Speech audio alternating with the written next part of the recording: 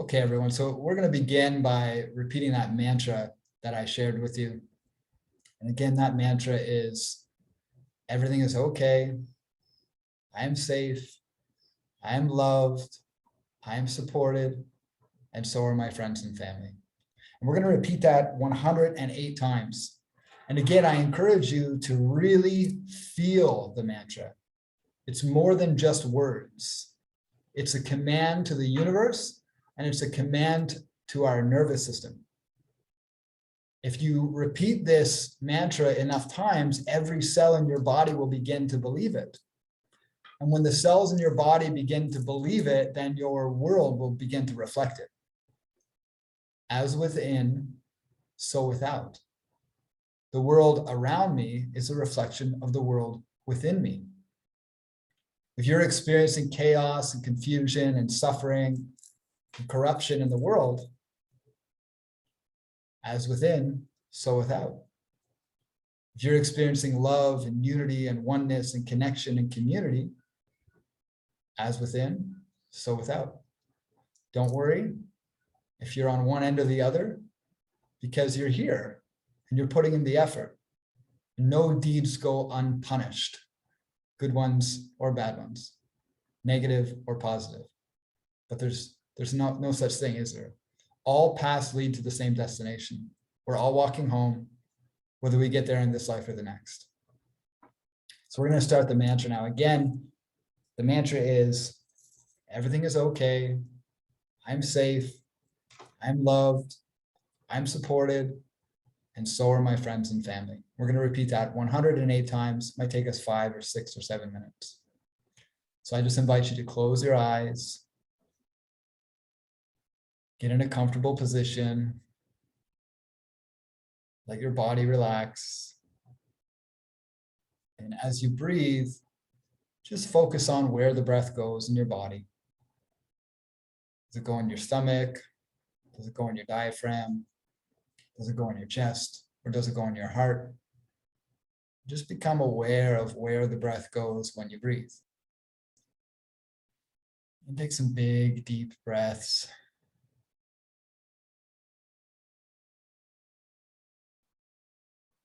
Just be conscious and aware and present with your breath. I'm going to count down from 3, 2, 1, and then we're going to begin the mantra. Again, I invite you, if it feels aligned for you, to express this mantra out loud.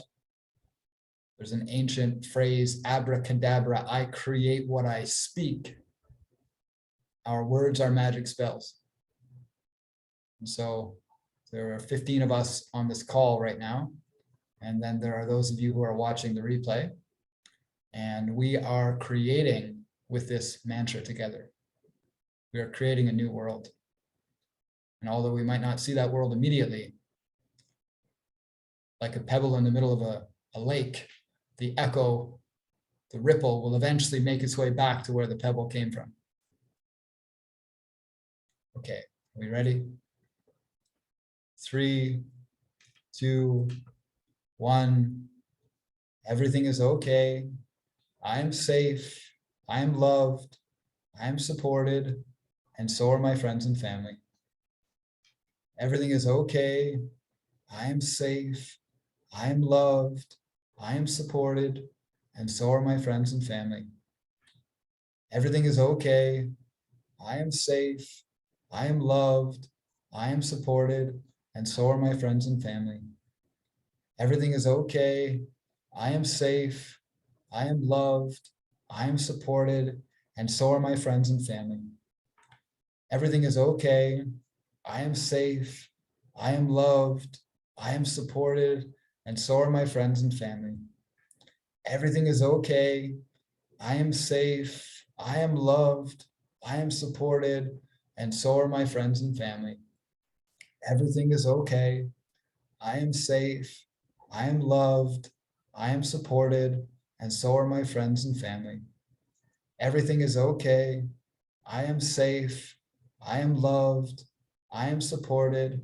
And so are my friends and family. Everything is okay. I am safe. I am loved. I am supported. And so are my friends and family. Everything is okay. I am safe. I am loved. I am supported. And so are my friends and family. Everything is okay. I am safe. I am loved. I am supported. And so are my friends and family. Everything is okay. I am safe. I am loved. I am supported. And so are my friends and family. Everything is okay. I am safe. I am loved. I am supported. And so are my friends and family. Everything is okay. I am safe. I am loved. I am supported. And so are my friends and family. Everything is okay. I am safe. I am loved. I am supported. And so are my friends and family. Everything is okay. I am safe. I am loved. I am supported. And so are my friends and family. Everything is okay. I am safe. I am loved. I am supported. And so are my friends and family. Everything is okay. I am safe. I am loved. I am supported. And so are my friends and family. Everything is okay. I am safe. I am loved. I am supported. And so are my friends and family. Everything is okay. I am safe. I am loved. I am supported. And so are my friends and family. Everything is okay. I am safe. I am loved. I am supported. And so are my friends and family. Everything is okay. I am safe. I am loved. I am supported. And so are my friends and family. Everything is okay. I am safe. I am loved. I am supported. And so are my friends and family. Everything is okay. I am safe. I am loved. I am supported. And so are my friends and family. Everything is okay. I am safe. I am loved. I am supported. And so are my friends and family. Everything is okay. I am safe. I am loved. I am supported. And so are my friends and family. Everything is okay. I am safe. I am loved. I am supported. And so are my friends and family. Everything is okay. I am safe. I am loved. I am supported. And so are my friends and family. Everything is okay. I am safe. I am loved. I am supported. And so are my friends and family. Everything is okay. I am safe. I am loved. I am supported. And so are my friends and family. Everything is okay. I am safe. I am loved. I am supported. And so are my friends and family. Everything is okay. I am safe. I am loved. I am supported. And so are my friends and family. Everything is okay. I am safe. I am loved. I am supported. And so are my friends and family. Everything is okay. I am safe. I am loved. I am supported. And so are my friends and family. Everything is okay. I am safe. I am loved. I am supported. And so are my friends and family. Everything is okay. I am safe. I am loved. I am supported. And so are my friends and family. Everything is okay. I am safe. I am loved. I am supported. And so are my friends and family. Everything is okay. I am safe. I am loved. I am supported. And so are my friends and family. Everything is okay. I am safe. I am loved. I am supported. And so are my friends and family. Everything is okay. I am safe. I am loved. I am supported. And so are my friends and family. Everything is okay. I am safe. I am loved. I am supported. And so are my friends and family. Everything is okay. I am safe. I am loved. I am supported. And so are my friends and family. Everything is okay. I am safe. I am loved. I am supported. And so are my friends and family. Everything is okay. I am safe. I am loved. I am supported. And so are my friends and family. Everything is okay. I am safe. I am loved. I am supported. And so are my friends and family. Everything is okay. I am safe. I am loved. I am supported. And so are my friends and family. Everything is okay. I am safe. I am loved. I am supported, and so are my friends and family. Everything is okay. I am safe. I am loved. I am supported, and so are my friends and family. Everything is okay. I am safe. I am loved. I am supported, and so are my friends and family. Everything is okay. I am safe. I am loved. I am supported, and so are my friends and family. Everything is okay. I am safe. I am loved. I am supported, and so are my friends and family. Everything is okay. I am safe. I am loved. I am supported, and so are my friends and family. Everything is okay. I am safe. I am loved. I am supported, and so is my friends and family. Everything is okay. I am safe. I am loved. I am supported, and so are my friends and family. Everything is okay. I am safe. I am loved. I am supported, and so are my friends and family. Everything is okay. I am safe. I am loved. I am supported, and so are my friends and family. Everything is okay. I am safe. I am loved. I am supported, and so are my friends and family. Everything is okay. I am safe. I am loved. I am supported, and so are my friends and family. Everything is okay. I am safe. I am loved. I am supported, and so are my friends and family. Everything is okay. I am safe. I am loved. I am supported, and so are my friends and family. Everything is okay. I am safe. I am loved. I am supported, and so are my friends and family. Everything is okay. I am safe. I am loved. I am supported, and so are my friends and family. Everything is okay. I am safe. I am loved. I am supported, and so are my friends and family. Everything is okay. I am safe. I am loved. I am supported, and so are my friends and family. Everything is okay. I am safe. I am loved. I am supported, and so are my friends and family. Everything is okay. I am safe. I am loved. I am supported, and so are my friends and family. Everything is okay. I am safe. I am loved. I am supported, and so are my friends and family. Everything is okay. I am safe. I am loved. I am supported, and so are my friends and family. Everything is okay. I am safe. I am loved. I am supported, and so are my friends and family. Everything is okay.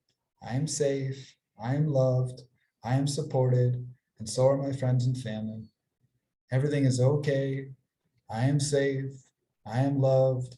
I am supported, and so are my friends and family. Everything is okay. I am safe. I am loved. I am supported, and so are my friends and family. Everything is okay. I am safe. I am loved. I am supported, and so are my friends and family. Everything is okay. I am safe. I am loved. I am supported, and so are my friends and family. Everything is okay. I am safe. I am loved. I am supported, and so are my friends and family. Everything is okay. I am safe. I am loved. I am supported, and so are my friends and family. Everything is okay. I am safe. I am loved. I am supported, and so are my friends and family. Everything is okay. I am safe. I am loved. I am supported, and so are my friends and family. Everything is okay. I am safe. I am loved. I am supported, and so are my friends and family. Everything is okay. I am safe. I am loved. I am supported, and so are my friends and family. Everything is okay. I am safe. I am loved. I am supported, and so are my friends and family. Everything is okay. I am safe. I am loved. I am supported, and so are my friends and family. Everything is okay. I am safe. I am loved. I am supported, and so are my friends and family. Everything is okay. I am safe. I am loved. I am supported, and so are my friends and family. Everything is okay. I am safe. I am loved. I am supported, and so are my friends and family. Everything is okay. I am safe. I am loved. I am supported, and so are my friends and family. Everything is okay. I am safe. I am loved. I am supported, and so are my friends and family. Everything is okay. I am safe. I am loved. I am supported, and so are my friends and family. Everything is okay. I am safe. I am loved. I am supported, and so are my friends and family. Everything is okay. I am safe. I am loved. I am supported, and so are my friends and family. Everything is okay. I am safe. I am loved. I am supported, and so are my friends and family. Everything is okay. I am safe. I am loved. I am supported, and so are my friends and family. Everything is okay. I am safe. I am loved. I am supported, and so are my friends and family. Everything is okay. I am safe. I am loved. I am supported, and so are my friends and family. Everything is okay. I am safe. I am loved. I am supported, and so are my friends and family. Everything is okay. I am safe. I am loved. I am supported, and so are my friends and family. Everything is okay. I am safe. I am loved. I am supported, and so are my friends and family. Everything is okay. I am safe. I am loved. I am supported, and so are my friends and family. Everything is okay. I am safe. I am loved. I am supported, and so are my friends and family.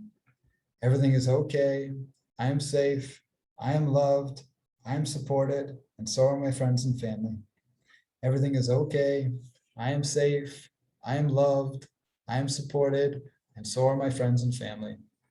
Everything is okay. I am safe. I am loved. I am supported, and so are my friends and family. Everything is okay. I am safe. I am loved. I am supported, and so are my friends and family. Everything is okay. I am safe. I am loved. I am supported, and so are my friends and family. Everything is okay. I am safe. I am loved. I am supported, and so are my friends and family. Everything is okay. I am safe. I am loved. I am supported, and so are my friends and family. Everything is okay. I am safe. I am loved. I am supported, and so are my friends and family. Everything is okay. I am safe. I am loved. I am supported, and so are my friends and family. Everything is okay. I am safe. I am loved. I am supported, and so are my friends and family.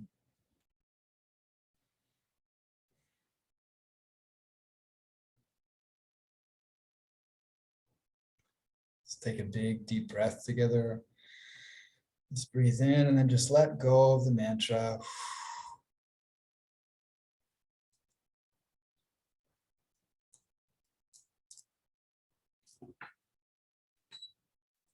You are safe.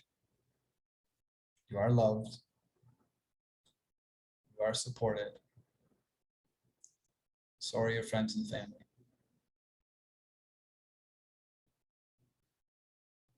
When I use the term Christ consciousness, I'm not referring to Christianity or any type of religion. I could also use the words God consciousness, Krishna consciousness, Horus consciousness, Buddha consciousness, unity consciousness, oneness consciousness, love consciousness. The reason I use the word Christ consciousness is because it was the archetype or the character of Jesus Christ who showed up to me in different ceremonies, different experiences I've had in places like Peru and Mexico and Costa Rica. And I'm not talking about the man 2,000 years ago, although the image that I experienced was sometimes a representation of what society has told me the man 2,000 years ago probably looked like. So sometimes that character showed up for me, and other times it showed up as a voice or as a feeling or an experience. And when I use the term Christ consciousness, I'm referring to your higher self. I'm referring to your essence, the truth of what you are. Because we have to be humble, I think, and accept that you have no reason to believe that Ricky Goodall actually exists. Quantum science has proven that reality is just a reflection of our expectation and our observation. What you see is what you are. So the version of Ricky Goodall that you experience is the version that you've created in your experience for whatever you're meant to learn and however you're meant to grow. What we're going to do from this point forward is we're going to play a game. And the game is miracles are possible. What miracle would you like to create? And I'm going to open the opportunity for some of you to have a conversation with me about what miracles you would like to, or what miracle you would like to experience in your life. When I use the word miracle, I could mean thinking about somebody and they call you right at that moment, or whistling a song and hearing it on the radio, or having a tumor disappear, or having a chronic illness go away, or having a relationship heal, or being able to forgive a loved one, or being able to forgive yourself. Miracles have no limits except the limitation of our imagination and our faith, our belief in the impossible. And so what we're going to do for the rest of this experience is we're going to play the game of miracles are real. Which one would you like? And I'm going to create the opportunity for some of you, anyone who is brave enough to play, to have a conversation with me and to see what miracles we can create together. Another way I might approach this experience we're about to have is, what would make our time together extraordinary for you? How can I most powerfully serve you? What would you like to create in your life? What would you like to experience more of or less of? So what I'm going to do now is we're just going to share intentions together. And this doesn't mean I'm necessarily going to pick you. I'm going to give you the opportunity to choose whether you want to speak or not. But in the chat box on the side of the Zoom window here, let's share some intentions. What would you like to see created in your world as a result of this experience today? What miracles would you like to see in your world? Maybe it's something to do with your family. Maybe it's something to do with your business. Maybe it's something to do with what's happening in the world. Let's share some intention. So my intention is that I would like to see world peace. Now, that's a big dream. It's a big goal, big miracle. So then the question I might ask is, how can I contribute to world peace? What's my mission? What's my purpose in creating that world? And so if I was having a conversation with myself in this setting, I would say, okay, well, let's have a conversation about how can you actively contribute to world peace? What would that look like for you? Maybe your intention is different. So I'm just going to challenge you all to share an intention in the chat box. What would make this an extraordinary experience for you today? Leonard said, I would like to see the mandates for COVID disappear. Thank you, Leonard. What else? Una said, I would love to experience a pain-free body. Yeah. Carolyn said, yes, me too. Can you be specific, Carolyn? Which intention you're sharing?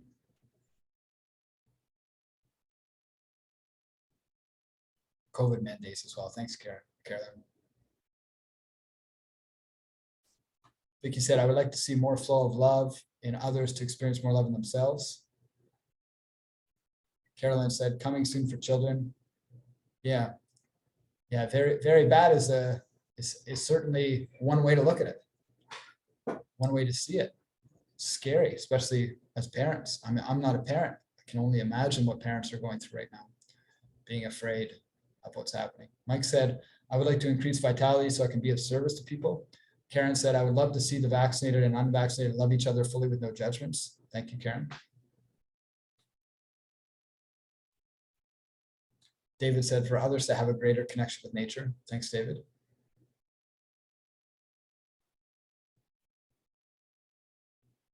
Donna said, family harmony and people who understand what trauma does to children and others. Thank you.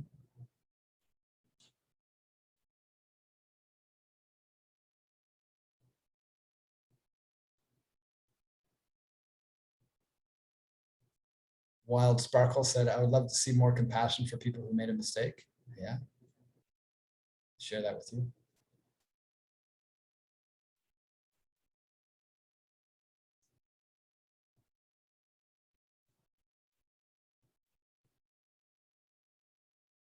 Are we missing anyone?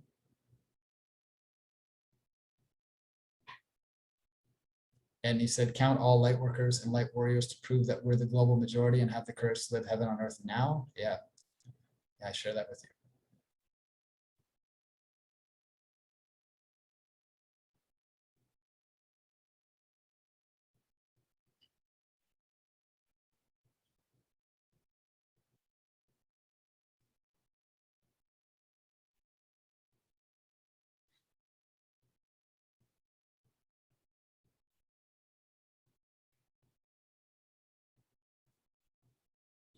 I know we've got a couple of more coming in, but in the meantime, what we're going to do now is I'm going to say, what would you like to create in your life? And then we're going to have a one-on-one conversation together to see what we can create.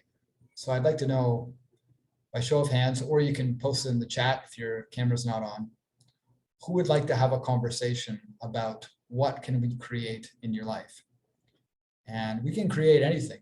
We can create more passion, more purpose. We can create specific outcomes like a business or more clients, or we can create anything together. I saw Vicky raise her hand. Is your hand still up, Vicky? Okay. Yeah, cool. Okay, let's play together, Vicky. And then move on to whoever's next. Hi, Vicky. Hi. It's nice to see I you. just had to make sure my mic was on here. Yeah. So sure. Let me just slow you down Sorry. for just 1 second. I'm going to guide you through a process of getting clear on what your intention is. All right. Because we're not going to take it from up here, which is where it is right now. We're going to bring it from here. Okay, so I'll just invite you to close your eyes. Just take a couple of deep breaths. And check in with your heart. Just get connected to your heart. And I'm going to ask you a question. I'd just like you to listen to what the heart says. Because the mind might want something, the heart might want something different.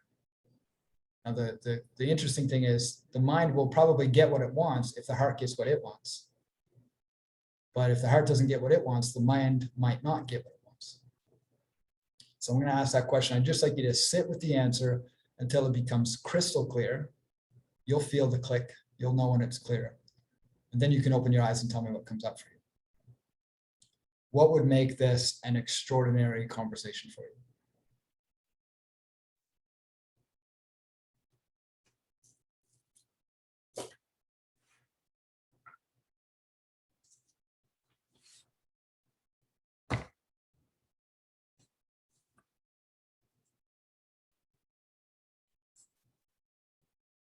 I get miracles radiating. Miracle. So let's check in with the heart and let's ask the heart, what miracle does Vicky need to see in her life right now? My life? Yeah. I'm so blessed, Ricky. Oh my goodness, I don't know.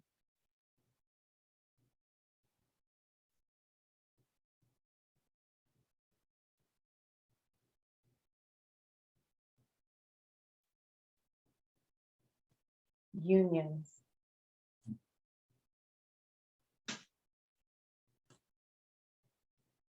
How would that show up in your life, Vicky? How would union show up in your life differently than now?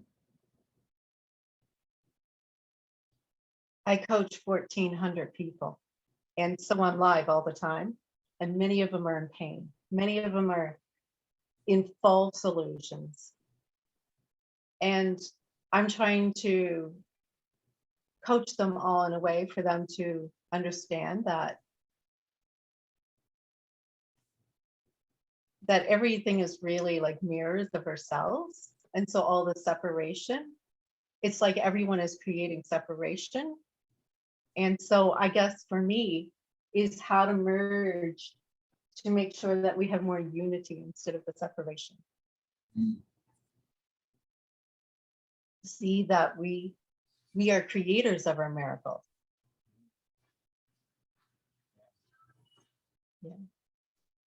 Miracles in my life. I would like to be more financially supported in my mission. We can, like you had stated already, we experience the contrast in order to be able to be gratified and grateful for experiences that we're having now. So how can I, because I am so grateful for the abundance and all the experiences that I have, but how to be able to expand on that without having to experience so much contrast. Because in many ways, I'm very grateful. But it's just the purpose of what I do is because of the fact that I am working with so many who are in such suffering pain. And because it's personally something that I had suffered and been in pain in for most of my whole life, well, 95% of my whole life. So it's something that I feel that because I found the tools and what I found to come out of that, how can I go in and share that with those who are in alignment with that? But at the same time, it's just something that is just like COVID. So, you know, the whole thing is you can't make it go away, but how can you make the situation better for everyone? Of course, to me, it's a miracle. But everybody can experience a miracle every day. All you have to do is choose it. How to convince everybody to choose it. Mm.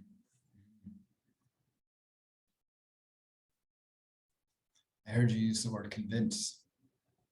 Pardon? I heard you use the word convince. Convince. Yeah. Yeah. Who convinced you that miracles were real? Well, me and you go back where I started practicing shamanism quite a while ago. And that's what took me on that path, was starting to experience miracles within myself, where I decided to stop crying and decided to start finding ways to be happy with me.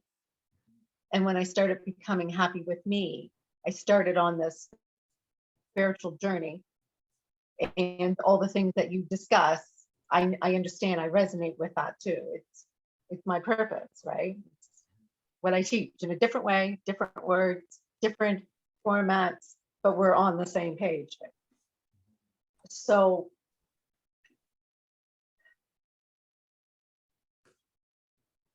but everybody is so entangled with what they have experienced.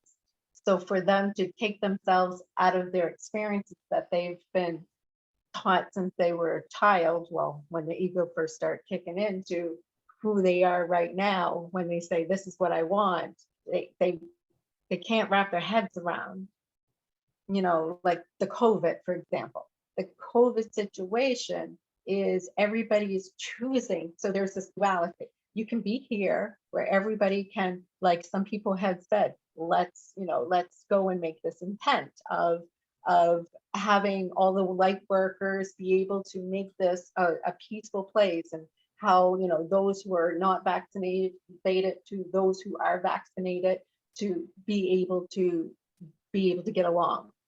First of all, the war is not with us, with each other. There is a war because there is disease. Disease is a manifestations of our own thoughts. So somehow our own negativity, our own judgments, our own ways that we have inspired this has created this entity of manifestations of disease, and it is attacking us as a national type of infection. So how do we combat that? Very simply. All we have to do is even have a worldwide meditation. We can make it go away. But the thing is, why does it have to be the light workers to do it? Why is it that it has to be certain people to do it? There is no separation. Nobody, no one person is more powerful than another. The beggar on the street is just as powerful. No one is any different. All we have to do is, for one moment, everybody just choose to believe something on the same frequency for one moment, and that's all we need. It's just like they say in the COVID, if everybody stay in their own homes, we can just make this disease go away. The reality is people are too afraid if they don't pay the rent. People are too afraid if they don't have ability to have a job the next day. People are under so much fear. We don't have that power. And then we go back to, going back to our subtle energy system, going back to why do we have all these fears? Why, it's just programming. There's something interesting you shared. When I asked who convinced you that miracles were real, you said that you experienced it yourself. And so what I heard you say was, first there was pain and separation. Then there was rock bottom. And then there was a miracle. Yeah. So your miracles were inspired. No, I experienced something outside of me that made me pay attention. Yeah, let me clarify what I'm saying. The miracle happened inside of you. The experience happened outside of you. But the miracle happened inside of you. Just let that settle for a moment.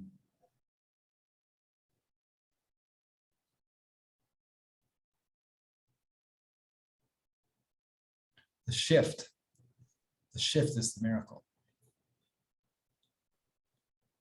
If Jesus or Santa Claus or the Buddha were to manifest in front of us right now, the shift would happen inside.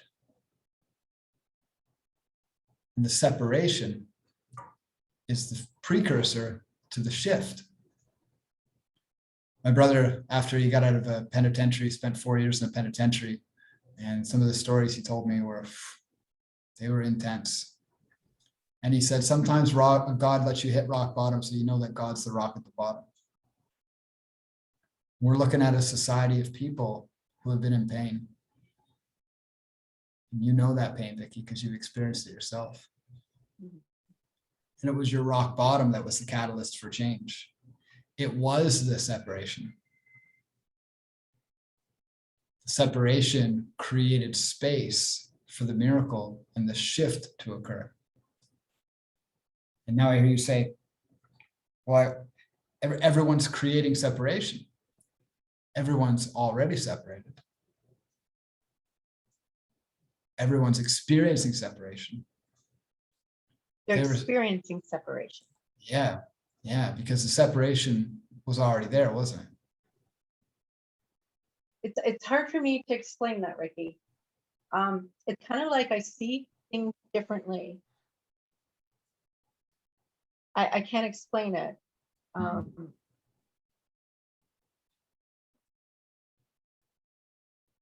I see people where they're experiencing their pain, but they think that they're experiencing something else. And so I can see things on different levels. And when I experience that, because of the fact is, it's just how I take in energy. And so when I see that, I can see where everybody's connected to divinity. Everybody's connected to divinity. Like I said, even the beggar on the street is just as much as a divine being, that it's just the click is not there for them to see it. That's all. Yeah. How just to get the click, the veil to be lifted is basically, that veil. Yeah. And in some ways, I think the veil, when it's lifted, it's actually, people think, oh, it seems so lovely and inspirational. No, it's actually, there is something that happens where your mind literally thinks that you're insane because you've never seen it before. You truly start questioning your whole sanity. And because of the fact is, it's just like the shift what happens so much where you're just looking at, you question everything that you perceive and you question everything that you see the way that you see it. So it's kind of like how to get everybody on the same page without everybody thinking that they're the same. Yeah, let me just pause you. Can I get you to repeat what you just said? But instead of Oh, I saying, don't know how. yeah, instead of saying you, I would like you to explain it as your own experience. Can you do that for me? The shift and the separation and the pain. Can you explain it again, but instead of using the word you, use the word I?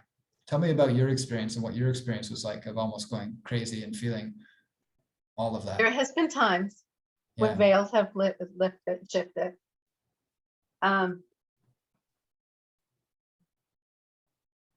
Let me just pause you, There's been- Vicky. This is the shift I think you might be looking for. I've Just one sec, slow down. Let's imagine that those people, the ones suffering, the ones who are living in separation, let's imagine they're a reflection of you. Let's imagine they're a reflection of your separation and your pain. Let's imagine that they're a reflection of something that's still alive inside of you. What would that separation or pain be? I'm not sure how to answer that because I'm personally involved with so many people that they express what they think of me on a daily basis. Yeah, no, let's slow down again. This is Right. good. We're getting to somewhere good. Let's just slow down. Right. Let's listen to the heart. Let's check in with the heart, Vicky. Yes. Just check in So with that. Just wait. Let me ask the question slowly. yeah. This is good. What's happening right now is your nervous system's getting a little excited, so you're speeding up, but I'm going to slow you down because the nervous system right now is trying to protect something. And I want to create safe space for you to connect to what the nervous system is trying to protect so that we can find the root of the separation. So where does the separation still exist inside of you?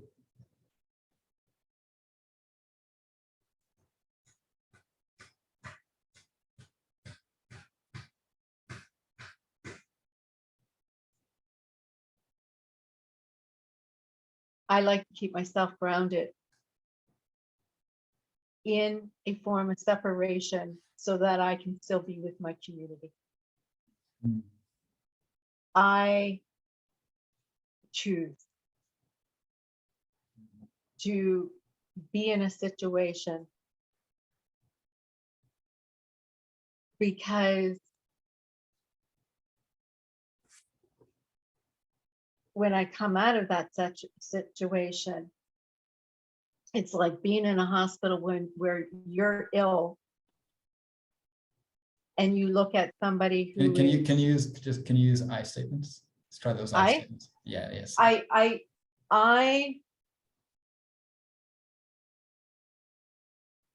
I find that to have the miracles experienced when so many people want it,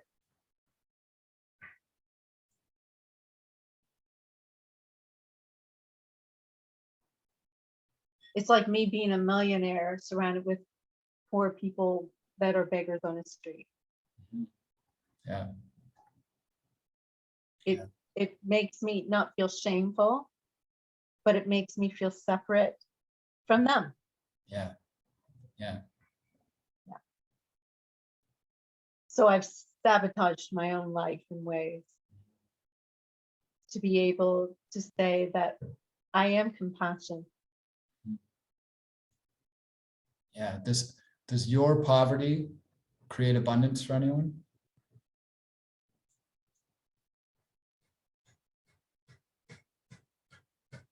Does my poverty create abundance for anyone?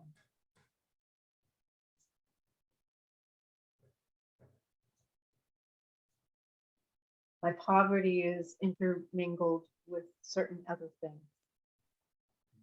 And I've been working through those certain things. For me, my poverty that I've been working on was something because of energetically. I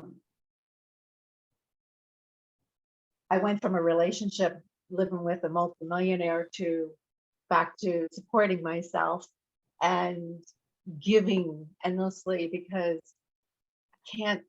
I can't not give people tools.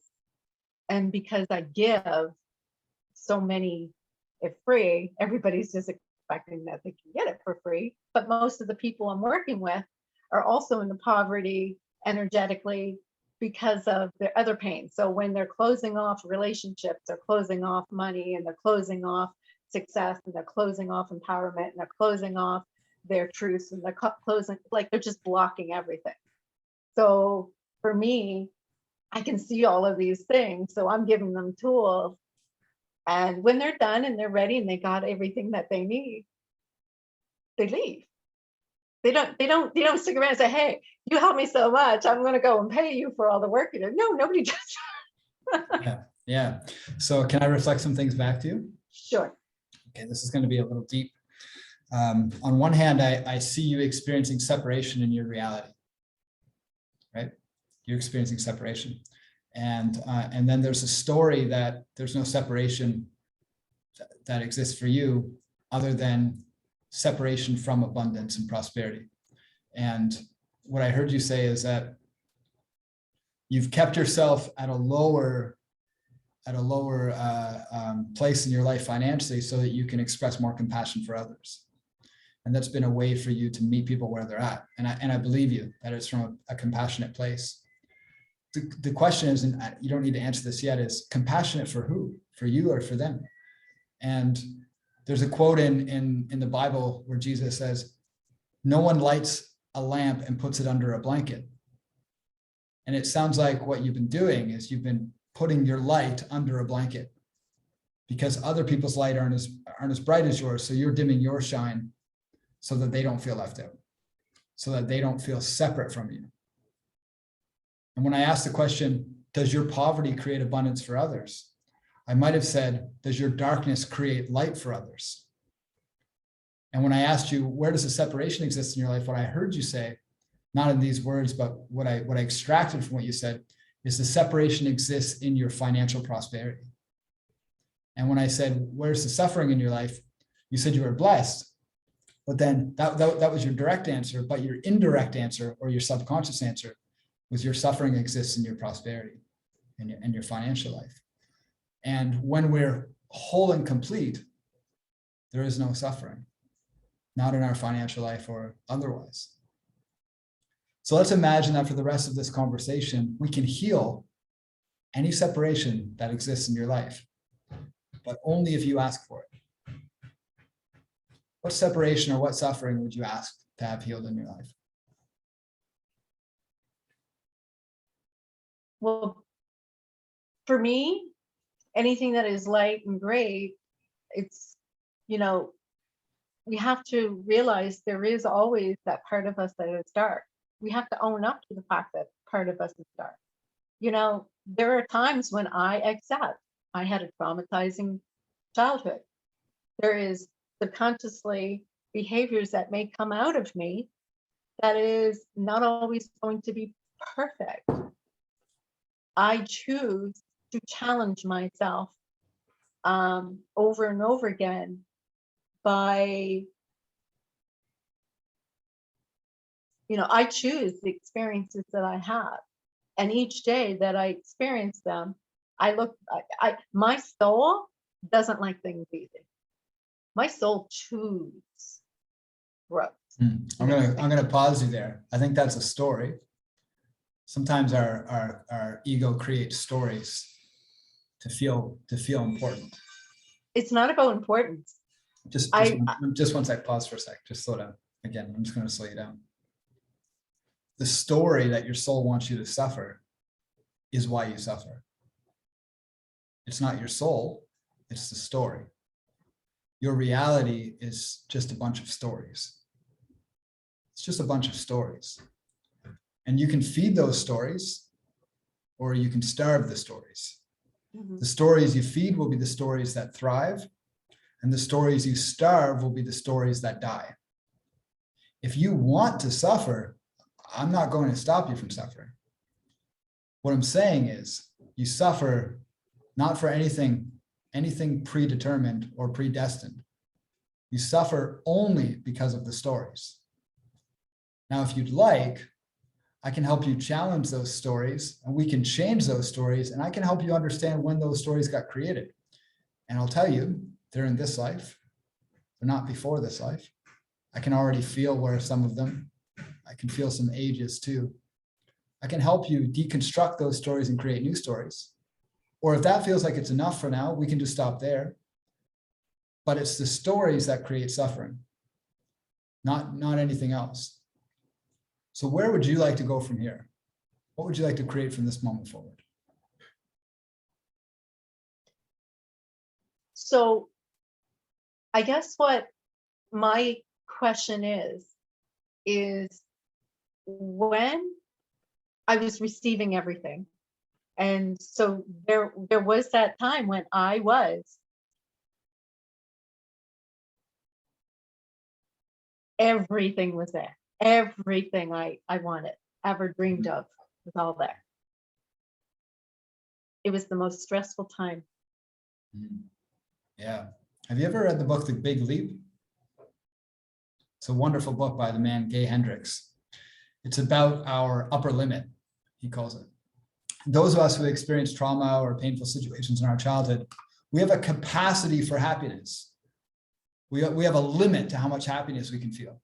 And when we reach that limit, we trip a switch and our subconscious mind brings us back down to what's familiar, because the nervous system is not familiar with higher levels of happiness than the greatest level that we've ever experienced in our life.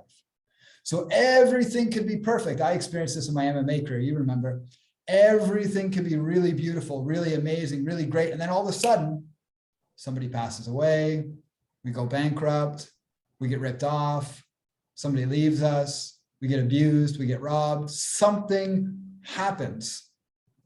And what a lot of us do is we just create stories about it. But those stories are often rooted in just ignorance. I didn't know. I didn't know that I was subconsciously sabotaging myself. I didn't know that I preferred stress because it was more familiar than peace. Because I didn't have an experience of peace in my life. I didn't have an experience of everything being okay. So what I did without even knowing is I subconsciously created drama and chaos and confusion and suffering because it was more familiar to me. And it reminded me of the childhood and it reminded me of my past. So the work for me is to learn to expand how much happiness I can experience. First of all, by just understanding my upper limit switch, by just understanding that I have a tendency to sabotage my life when things are good. Just by knowing that, I can start to become aware first of the thoughts and the stories. Like my big thing was when I was in a great relationship, I would create stories of my partners cheating on me. Or I would create stories of my partners going to leave me. In business, I would work with a dream client and I would create stories of that client's getting on my nerves or they're draining me or I don't like working with them anymore. And I would do things like use drugs or alcohol or sabotage the relationship or accuse my partner of doing something they didn't do. Or I would just start to create these stories that came out of nowhere. And those stories were a product of my unhealed, unprocessed past that was still keeping me locked to the ground like sandbags on a hot air balloon. Until I clip those sandbags, the hot air balloon's never going to rise above the fog. And I'm going to stay in confusion and suffering all of my days. And the stories I create during those times, oh, I'm suffering for my clients, I'm suffering for other people, this is just necessary, my soul wants this is just my karma, this is just my path, those are all just stories. My higher self wants me to rise above the stories and find the truth. The truth being, love is all there is. And when I fully love myself, that's all I will experience.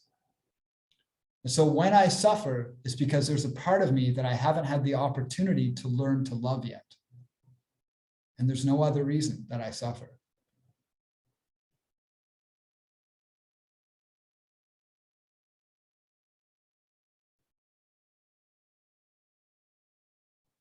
So when I was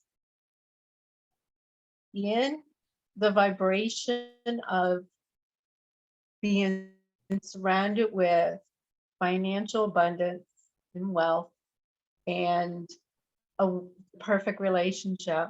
Everything was just everything I dreamed. Mm.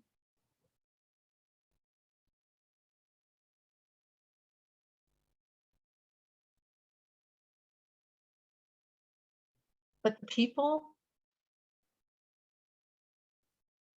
were not spiritual, positive. They're wealthy, judgmental, gossiping, alcoholics. Huh. So my contrast would start, every single day it wasn't stressful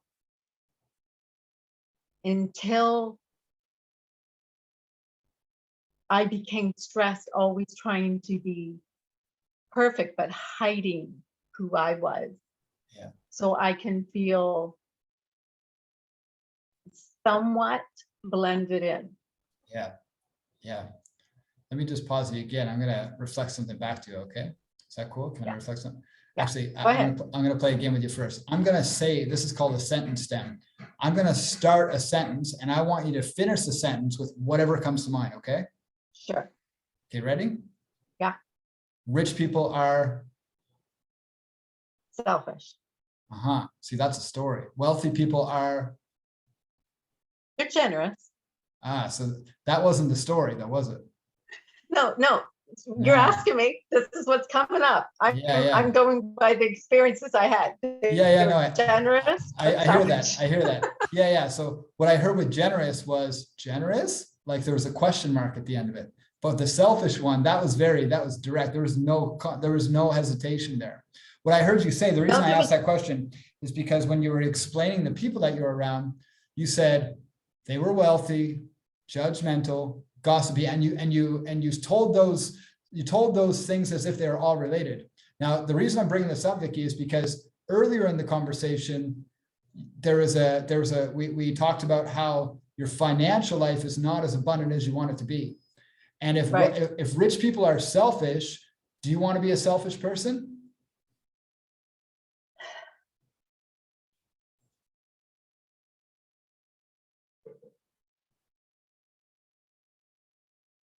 When I was in it, it seemed like there was a lot of generosity. So it was just kind of like how your perception, when my perception was like one thing, and then it kind of changed, I found other things changed. So it's really about perception. I get that. Let's just, you missed I asked a question, you didn't answer it, so I just want to pull back. This is good. So let's just take a breath and just let it go, because I think you're close to something here. I think you're close to a big shift, a big transformation. Yeah. And I think I understand this part. Yeah. Okay. What parts do you understand?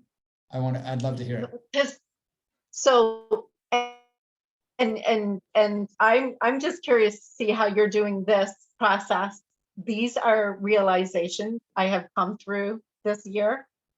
I don't know many people who are wealthy, generous, spiritual, compassionate, and really truly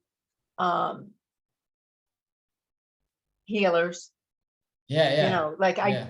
Right? Like I'm in Vancouver. Yeah. I have a lot of this is one of the wealthiest places in Canada. Let me just pause you. Where Lamborghinis are all around us. Just one second. One sec. They're not spiritual. Slow down. By show of hands, who can hear the story that's causing Vicky suffering in her financial life? Who can hear the story? Yeah. Do you see that, Vicky? There's a story that's keeping you separate from the wealthy, spiritual, compassionate people. There's a story that's keeping you away from them. There's also a story that's keeping you away from being one of those people. And the story is that rich people are selfish. We've already, just hold on now. The story is the root of the suffering. It doesn't matter where you are in the world. I'm in Tulum, Mexico. There are wealthy people everywhere. And I mean, there are billionaires here.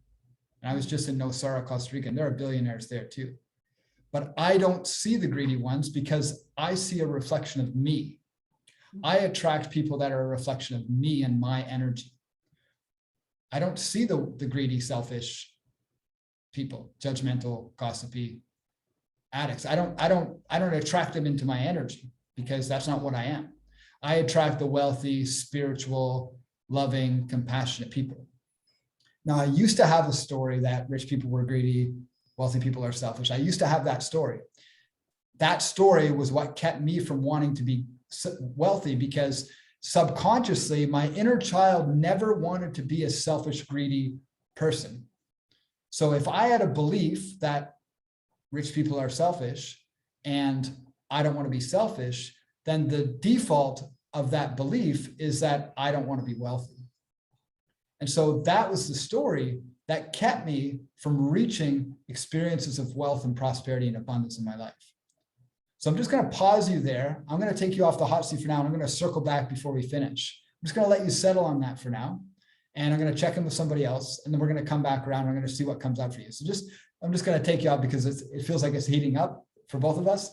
So I'm going to give you a chance to just process and just slow down. And then I'm going to come back and see what comes up for you, because I have a feeling that we've created a sacred space here, and that there are answers that are just dying to get to you. I can feel them. They're coming through me. That's why I'm asking you these questions, because I'm not coaching you right now, Vicky. I've just surrendered to it coaching you.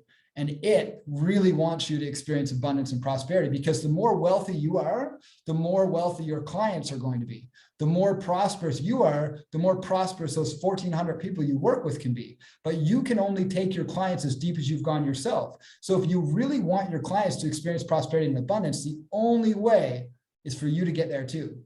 And so I'm just going to give you a chance to process and see what comes up. And maybe you can meditate. I know you've got processes and different shamanic techniques that you can practice, and just see what's trying to come through for you.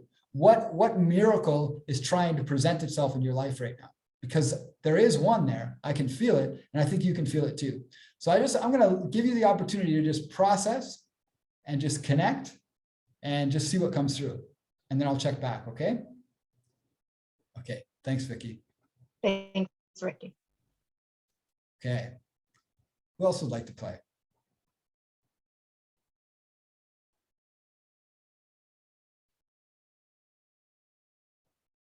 That was deep work for Vicky, huh? Steep stuff. It's challenging, especially in a group of people, she doesn't know. So let's just acknowledge Vicky's courage and vulnerability and authenticity here, because it sounds like more than just Vicky got something out of that experience. Sounds like we all got something, and me too, because she's a reflection of me. So I'm not really coaching Vicky. I'm really just coaching myself and my own ego and my own stories and my own patterns. Who would like to play? Who would like to go on a journey together? Donna. It's been a little while, Donna. You can unmute yourself.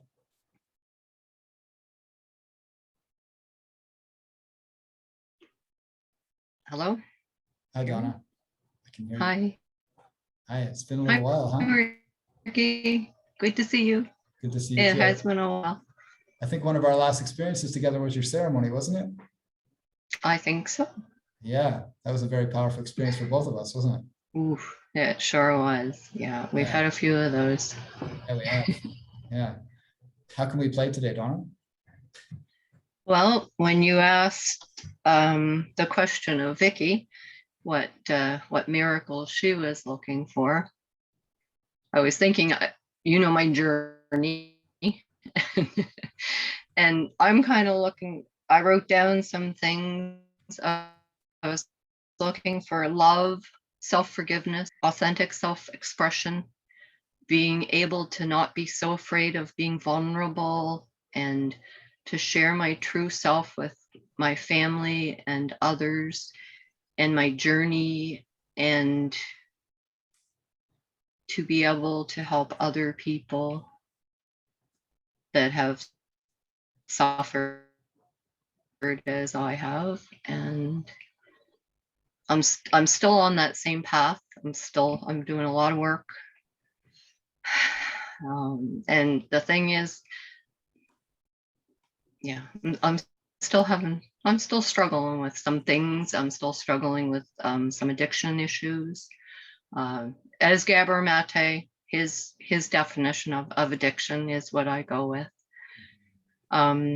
Yeah, and so that's kind of where I am. I'm further along. I've talked to my family a little bit about my journey and how my upbringing had affected me my whole life. And I got a lot of rejection and not much validation or understanding. And I feel it's created a little bit of a distance with me and my family a bit, and I'm still working. I want to bring that back. I want to have family harmony, and I would like to be understood, I think, is really a big part of it. Yeah. Yeah. And I think that's why, go ahead. No, please continue. I was just going to say, I think that's why I said family harmony and having people understand what trauma does to children and that kind of thing. Like, I find when I try to explain to my family,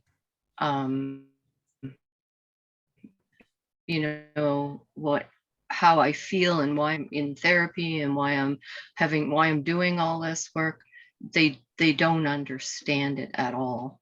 And yet other people do. It's just, I don't know if you have to experience some of this stuff to understand it. And then I don't feel good about myself lots of times. And I have a lot of uncomfortable feelings that I didn't ever know where they came from most of my life. And now I sort of understand where they came from, but they're still there a lot. And I still really struggle with those things.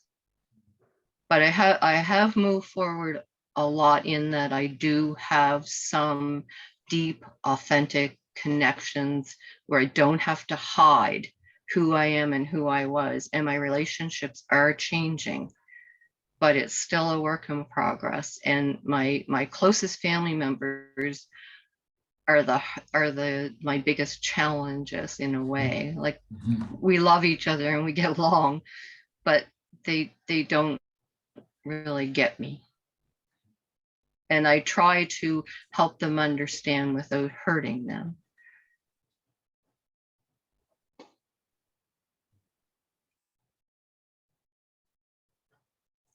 I was at a spiritual retreat at the beginning of September, and a guy was there. He's from New Jersey, and he said, "When the police ask you if you understand your rights, tell them, no, I comprehend, but I don't understand."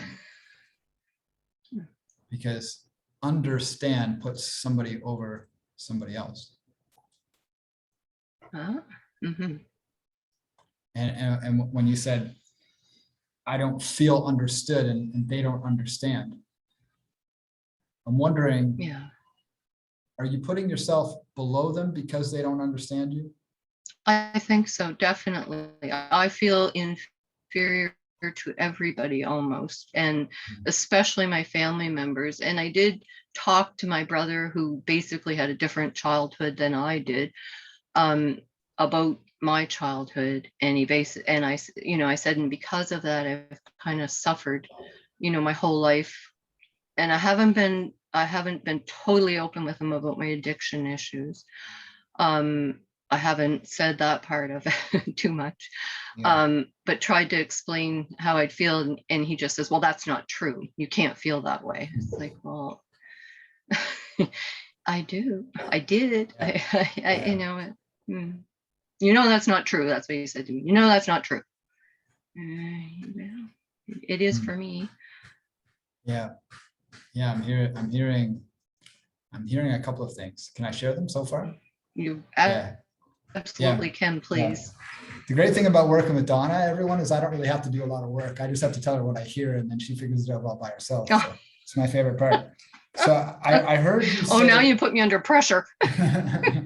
You can handle it. I know that you can.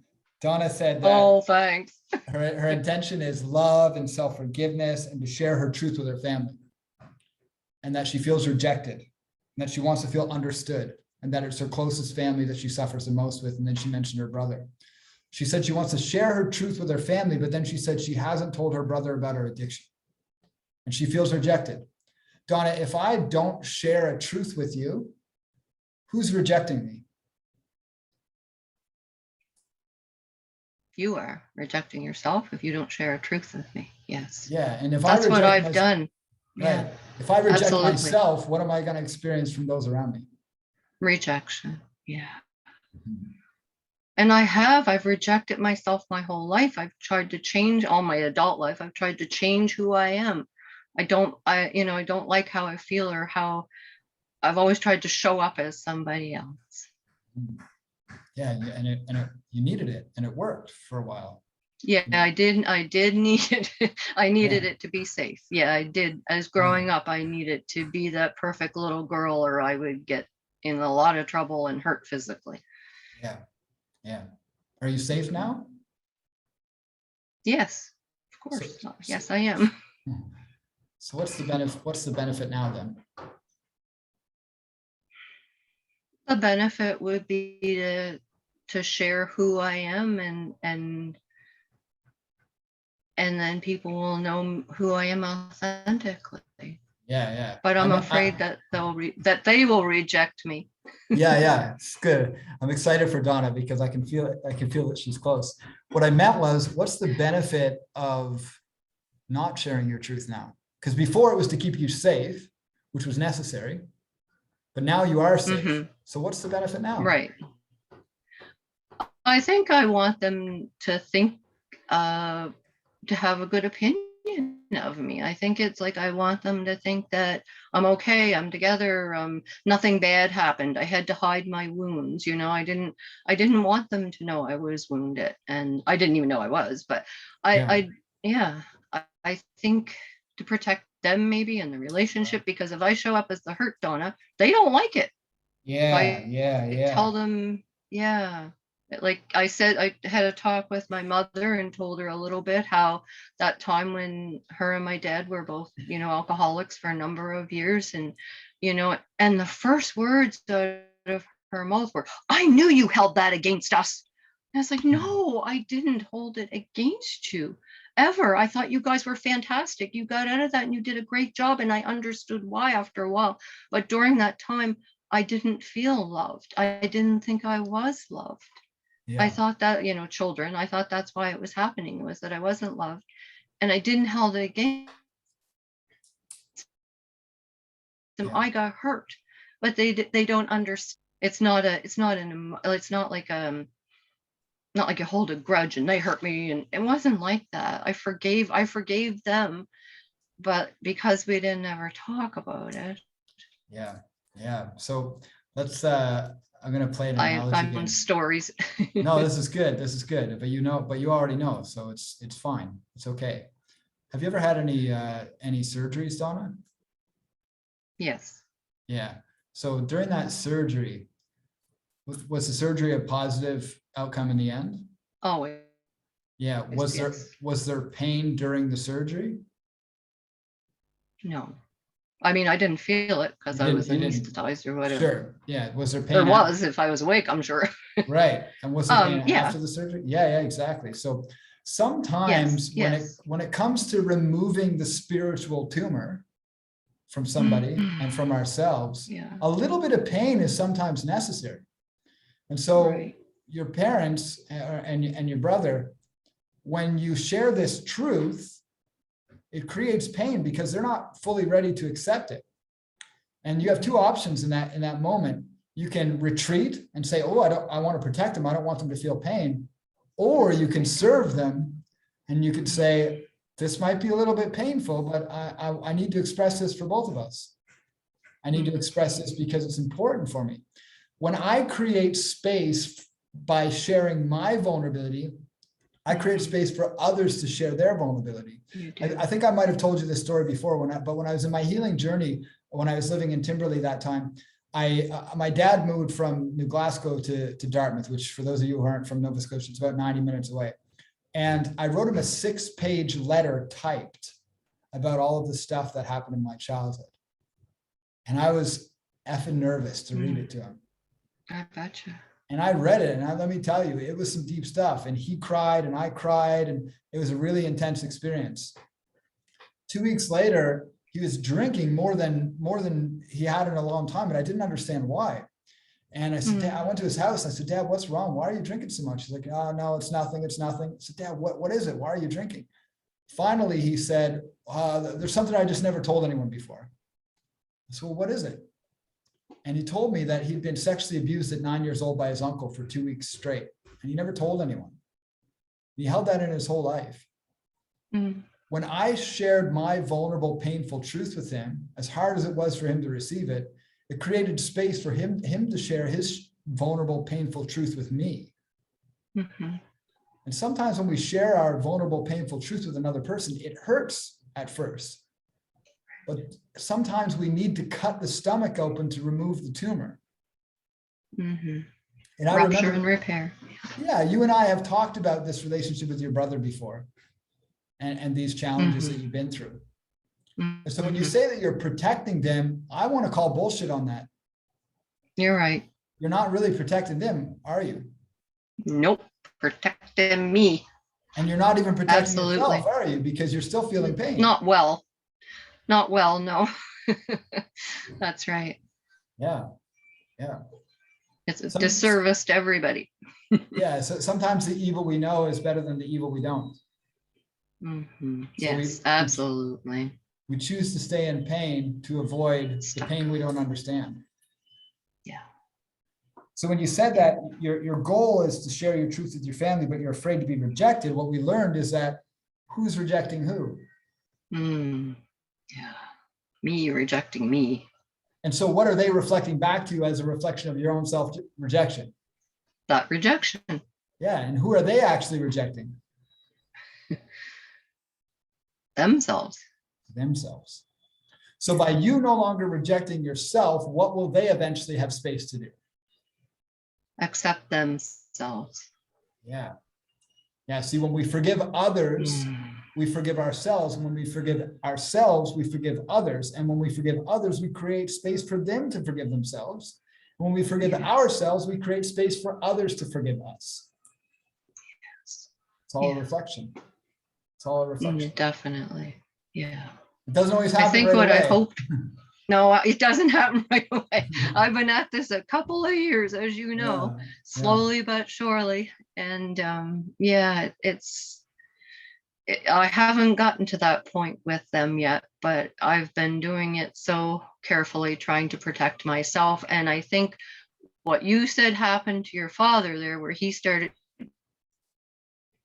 drinking more. When I try to share my truth with somebody and they reject me, I'm the one that suffers. I'm the one that drinks more. I'm the one that tries to self-medicate. So it's almost like I'm afraid to share my truth because I'm afraid it'll be rejected.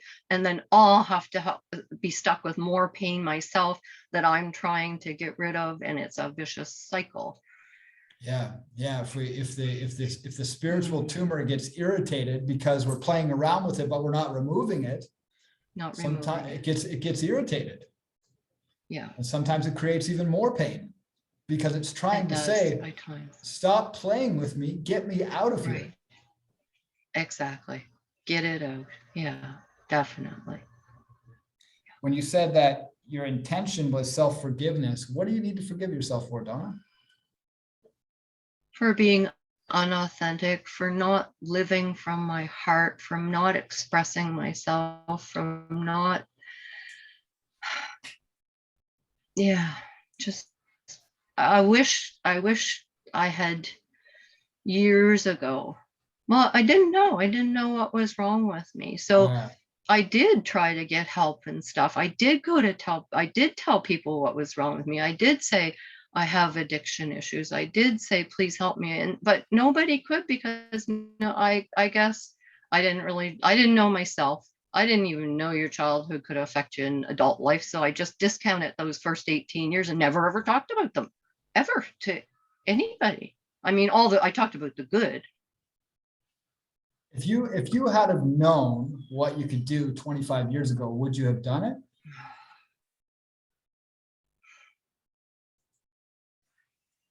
I don't know for sure. I Yeah. think, well, it's hard to say. I may not have. I may have hidden from it just the same. Okay. So then what's the difference that it took 25 years then?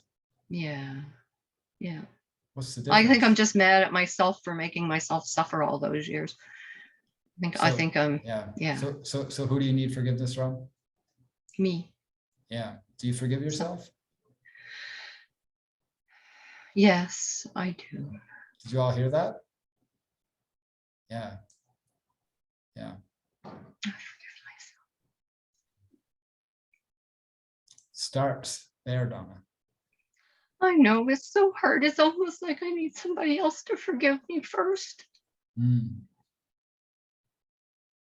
But I do, and I've been trying to. I've been on this journey and really trying to forgive myself. But when you still do the same things, you think, how can you forgive yourself? Thank you. How can you forgive yourself if you haven't changed? Have you If you changed? still, Have you changed? Have well, you changed? somewhat. Come somewhat. on. Come on, Donna. Come on. Yeah, I've Every changed cell of some. your body changes every moment. You're Oh, not the same. true. You're not Oh, the same no, person you were yeah, even yesterday, that's even if you true. try.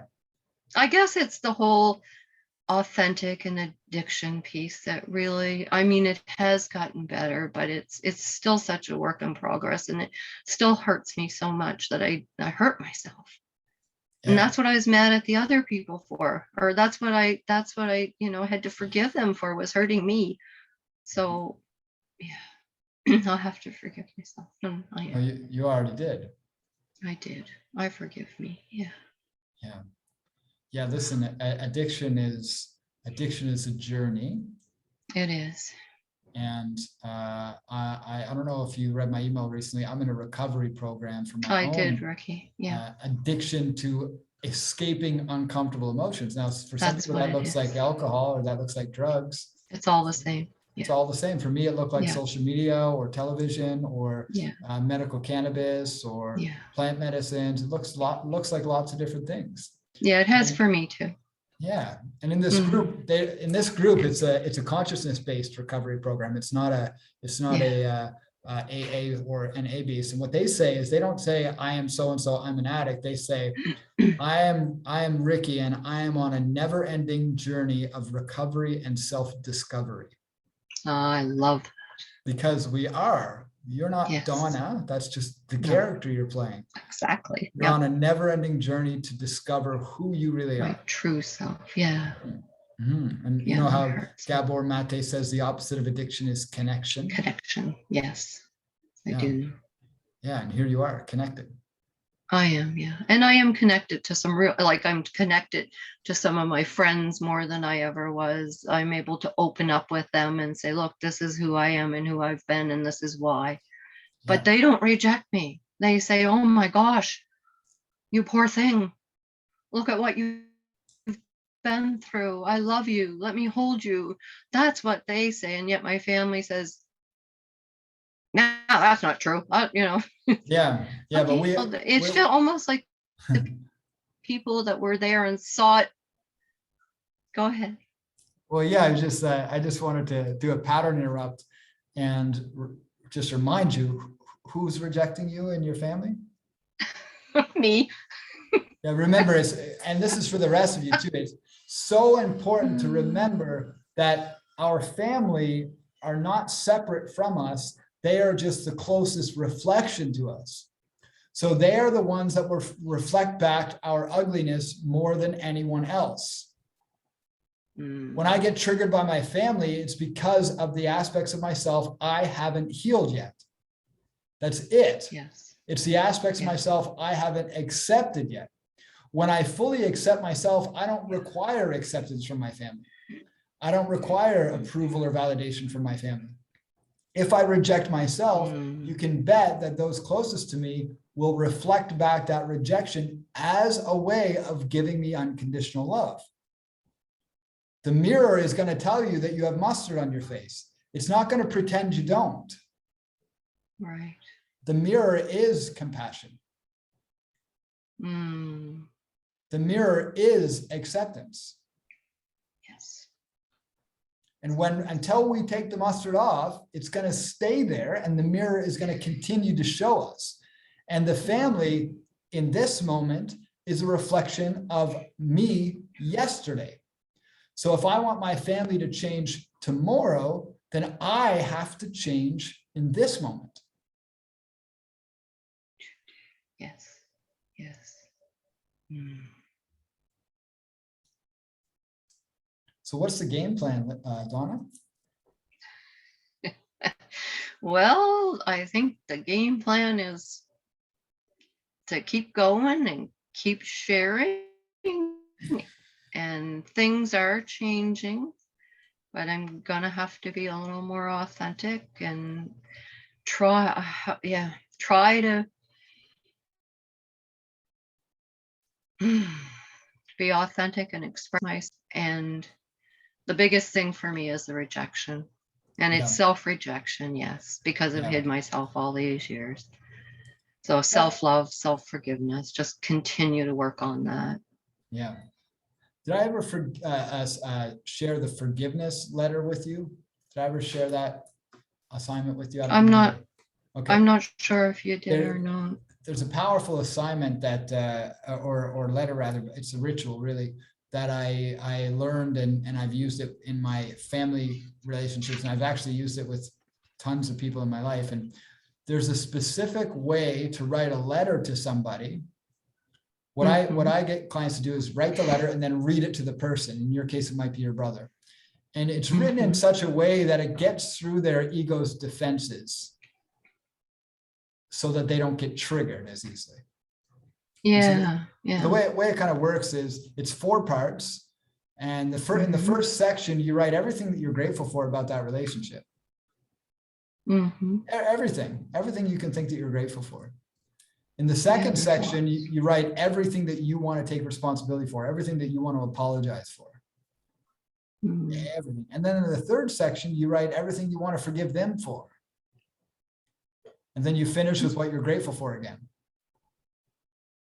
And so this is a really easy way to write a deep, vulnerable letter to somebody. And then what I do is I just say, hey, listen, I want to read this letter to you. I just want to warn you, it might be a little bit triggering. It might be a little bit hard to read, but it's important to me that I have the space to read it to you. Are you okay with that? And if they give me permission, I'll read the letter. Now, the good news is it's not actually that triggering, but I tell them it is so that their defenses get let down when they read the letter. And then the letter is a way to neutralize the pain in the relationship.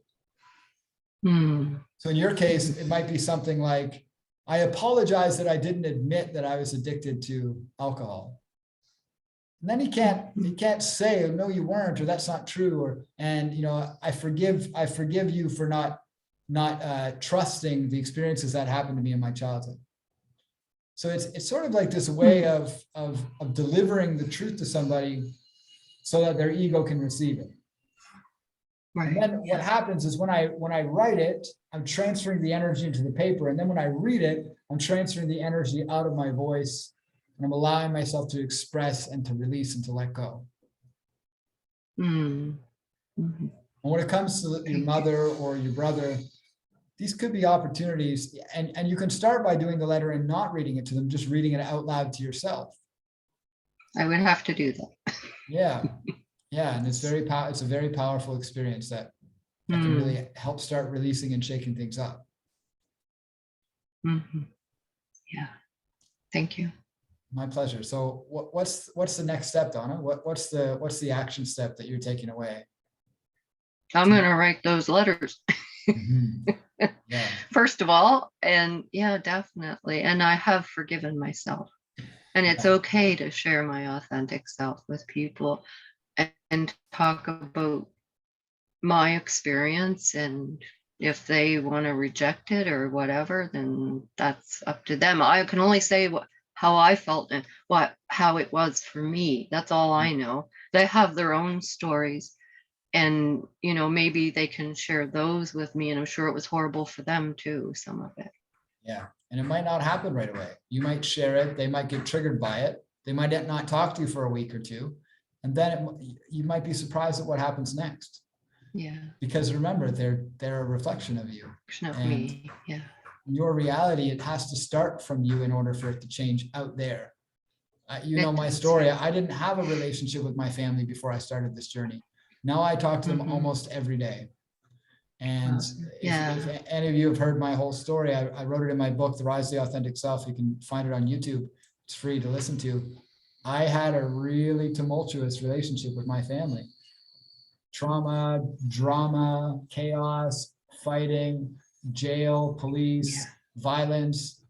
And I talk to them almost every day. I know your story. Yeah. Miracles come from us, Donna. That's awesome. I know that is a miracle, and I am working on it. Yeah. It's brave and not so. I'm so afraid of getting triggered and getting stuck in self-medication and trying to make those feelings go away rather than face them, that I think that's a big part of my problem. Trying to protect myself. You don't have a problem. These are just opportunities, Donna. And you faced a lot of those uncomfortable emotions today. The Buddha says, if you want to quit something, do more of it. The medicine will stop teaching us when the pain is gone. Don't quit the medication, quit the pain. Yes. When the pain's gone, there's no need for medication anymore. Absolutely. Yeah. Yes. Yes. And the pain is gone a lot more than it used to be. Yeah. Yeah. Cool. Thanks, Donna. Thank you so much. My pleasure. Thank you. Thank you. Okay. Before I check in with Vicky, I've got space for another conversation. Would anyone else like to play? And just to remind you, this doesn't have to be an emotional conversation. It can be. Maybe it's your purpose. Maybe it's your mission. Maybe it's a way that you can more boldly and authentically serve the world. This conversation can go anywhere. Mike, yeah, sure.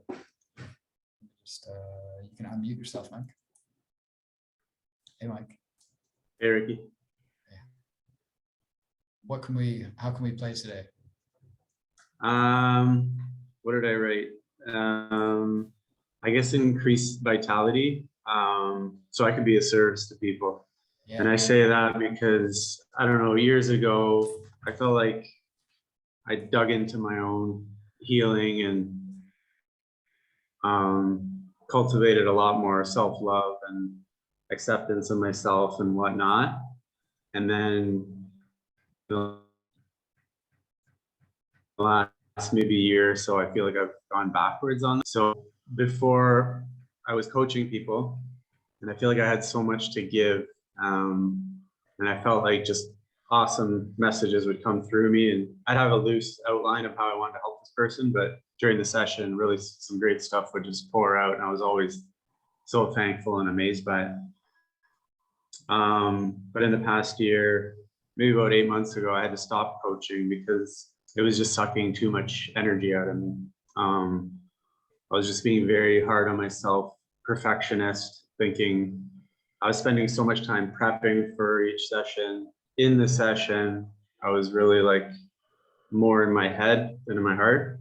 And then after, I would feel like, oh, I gotta write like this 3-page email to help them solve their problems in one session. Anyway, so that just carries on to all different areas of my life now. I feel like when I have conversations with people, it sucks the life out of me like so quick. Like my power meter goes down quick. And yeah, like I crave connection, but I'm just finding people too draining. So I actually like kind of avoid people. I avoid like one-on-one conversations. There's a few people I can get sort of energy from conversations with, but that's a really, really small minority. The majority of people, if I'm spending time with people, it's very quick and I just want to like end the conversation or the interaction quickly. I just wrote a few notes here, so. But I know a lot of it like comes, I sort of feel judged sometimes. Like if I'm talking to someone, I'm judging my like social performance. And I'm in a job now where I'm on like Zoom calls, and sometimes I feel like a little bit of imposter syndrome. Like I'm worried somebody's gonna ask me a question that I don't know the answer to, and then I'll think like, well, you work for this personal development company, like how come you don't know the material? So anyway, yeah, I just shy away from when I'm authentically me, then I'm funny, I'm playful, I'm insightful, whatever. But I just find a lot of times I don't know, I forget how to do that. And then instead I just like want to get away from people. But I still have healing to do. And I know healing on your own only takes you so far. Like, you know, if you're on the top of a mountain, just meditating, you're probably going to feel pretty great. But then when you're around people, that's where you see your triggers and your shadows and all that stuff. So anyway, I don't know. I just feel like I don't know what to do, and I don't know how to sort of solve this energy crisis, if you want to call it. Yeah, I heard you say that it's really about increasing your vitality, and when you're spending time around people and having conversations with people, it almost feels like it sucks the life out of you, and you've got nothing left to give. Yeah, and then you're also finding yourself judging your social performance. For sure. Yeah. There are a few things that are coming up. I have an idea of where I'm going to take you. A couple of things I just want to share, and this might be for the rest of you in the group too. I recently started working with a holistic wellness expert who helped me understand that there's a good chance that I have some kind of viruses in my digestion, which are draining me of energy, which I didn't know that I had. And I've changed my diet, and it's just in even a few days, it's completely started to transform my life. So I just wanted to share that. And that I'm not sharing that to give you advice, Mike. I'm just sharing my own personal story. And then the other thing is the beauty that comes from when somebody asks me a question I don't know the answer. Because my ultimate goal is to be a powerful leader. And I'm just going to pause. I think my internet's just a little sticky. Are you all there? There you go. Okay, my internet just flickered for a minute. Just want to check in with you. Cool. Am I back? Okay. Yeah. Okay. Cool. Yeah, my internet was a little unstable for a moment there. When someone asks me a question I don't know the answer, and I say, "That's a great question. I'm not really sure what the answer is." In that moment, I'm getting to practice being a powerful leader, because powerful leaders don't know the answer sometimes, and that's just a part of life. But when I admit that I don't know the answer, I'm leading powerfully because I'm admitting my vulnerability. And as a leader, I am vulnerable. It's inevitable, but not all leaders admit their vulnerability. Only the powerful ones do. The weak leaders pretend they're not vulnerable. The powerful leaders admit their vulnerability. So I wanted to share that with you too, but I want to really touch on this social performance thing. So one of the things that I do, Mike, is that I'm almost like a spiritual surgeon. I can help you figure out where the programs got created that are causing you suffering in your life. And I'm hearing that there's a program around judging your social performance. And I'd like to help you understand how that program got created, so maybe we can change that program. Are you up for that? Sure. Yeah. What's the oldest specific memory you have of judging your social performance?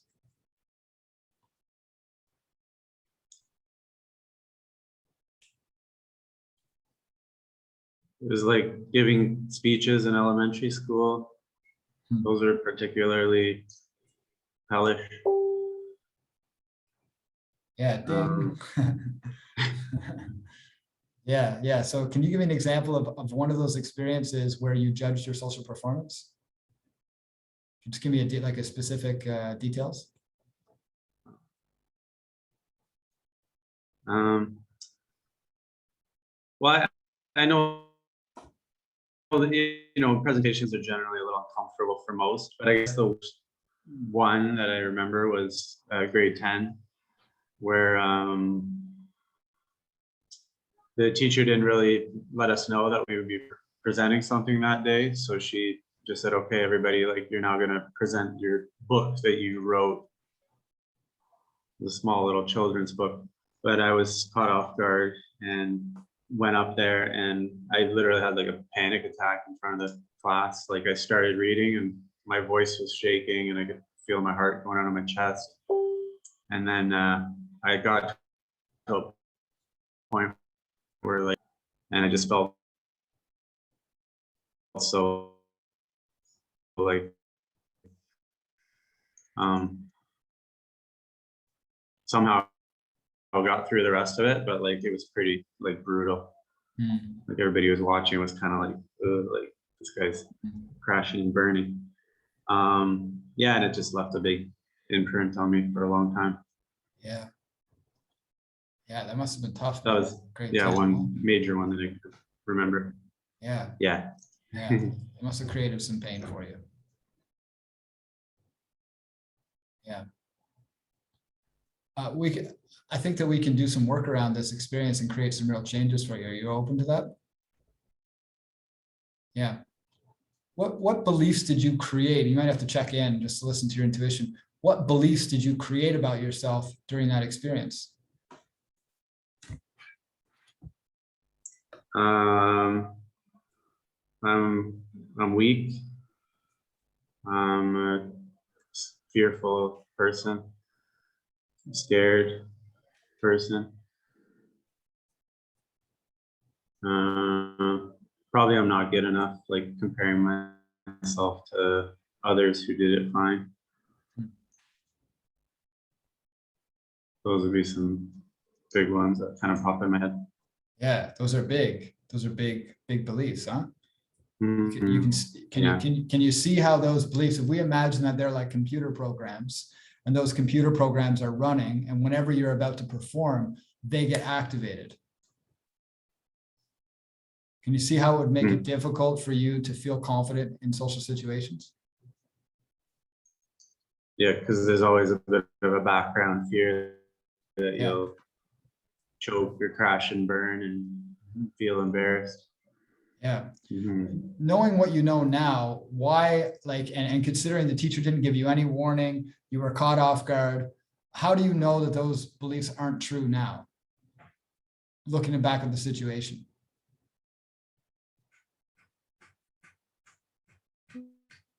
Oh, like, how would I not judge myself for that now? Yeah, like Or if you were talking to a kid in grade 10 and the kid in grade 10 said, you know, I got up and I didn't know I was going to speak and I got caught off guard and I got up and I crashed and burned. And what would you say to that 10-year-old kid? I'd say that's a pretty normal thing, and that would be scary probably for most people if they weren't prepared for it. Yeah. Yeah.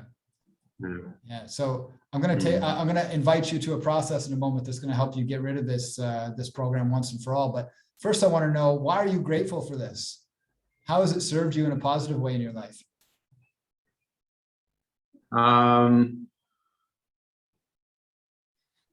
Because probably for the next 10 years, I avoided anything remotely related to public speaking. But then I hit a point where I said, like, enough's enough. Like, I can't go through life like this. Like, there's going to be times where you just need to speak in front of people, and not even like a formal presentation, but just, you know, speak in front of people for a job, for whatever it is. So anyway, I hit like a point where I said enough is enough. And then I took like a public speaking course. And then I ended up doing like a speech in front of like 350 people. And yeah, now I'm not like a public speaker, but like I do public speaking stuff. So it's really neat that if that didn't happen, I'd probably have like I'd shy away from probably public speaking. So anyway, like, because it happened, and it sort of pushed me to expose myself a lot more than I would have. And get better at public speaking and actually enjoy it. Like when I'm prepared for it, like it can be quite enjoyable. So Yeah. Yeah. It probably sounds like it was good that happened. right. It was a catalyst for some serious growth. Yeah. Yeah. Yeah. Yeah. Yeah. What I'd love to do with you now, Mike, is I'd love to put you through an experience, an exercise of reprogramming those beliefs. As I'll be honest, this exercise is a little edgy. I'm going to explain it to you, and then you can decide if we do it or not. But the idea is that your grade 10 self, and probably before that too, like you mentioned, but that's really the big one. Your grade 10 self stopped developing in that experience. A part of him stopped moving forward because he experienced pain, and that pain still exists inside of you, inside of him. So the exercise is where I hold space for you to have a conversation with your grade 10 self. And first of all, acknowledge the pain that he went through, and then tell him why you're grateful for that experience because of how it led him to become a public speaker and to be able to develop these skills. And then also tell him the new beliefs. This is the truth. Like, you weren't weak. You were put in a situation that anyone would have behaved that way. Anyone could have easily gotten triggered and gone down that path. So it's basically a conversation. It's out loud. I hold space for you. You basically close your eyes and I connect you back to that memory. And then I hold space for you while you have that conversation. Are you open to that? Sure. Okay. So let's get you to close your eyes. Just take a couple of really deep breaths.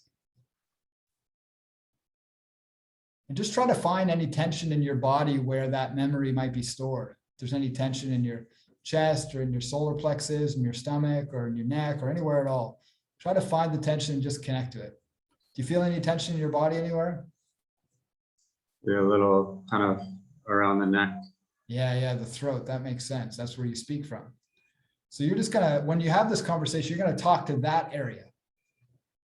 And so let's imagine that your grade 10 self is sitting in front of you right now, and he just gave this speech, and he was embarrassed, and he felt weak, and he felt fearful and scared, and it didn't feel like he was good enough, and he really feels down on himself, and he's now developed a fear of public speaking, and he's judged himself in a really harsh way.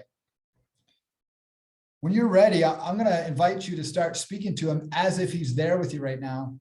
And imagine that you're like his big brother or his mentor, like you are now in life. You mentor other people. So imagine that you get the opportunity now to mentor this part of yourself.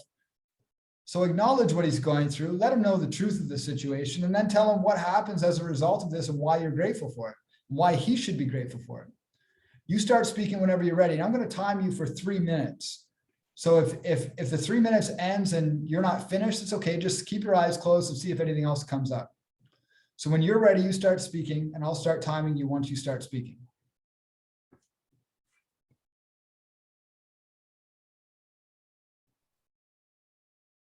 Hey, Mike, listen, I know today was pretty challenging for you, and I just want you to know, like, you shouldn't be upset with yourself.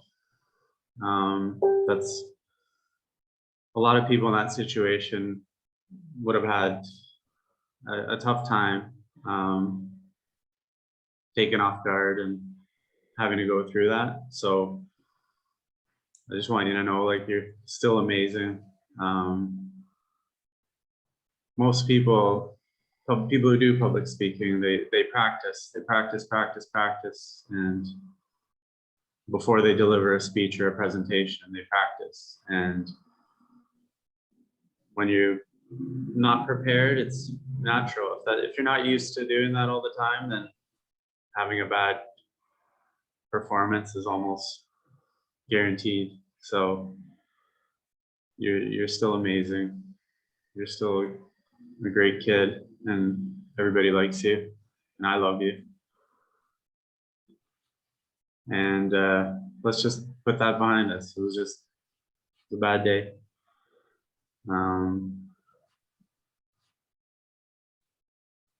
But if you look at, what it's brought you or going to bring you, it's an experience. And if you really want, you could be a great presenter and give presentations all the time. You can do that for your job, actually, if you want.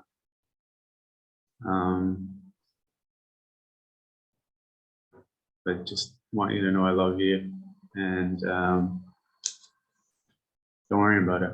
Let's go get a pizza and joke around and put it behind us, because it's okay. And really, no one's gonna remember this beyond today. Nobody's gonna think that there's something wrong with you, or you're not good enough. Just had a bad performance. Everybody has a bad day once in a while, at the job, at the office, in sports. So just know it doesn't take away from you and how amazing you are.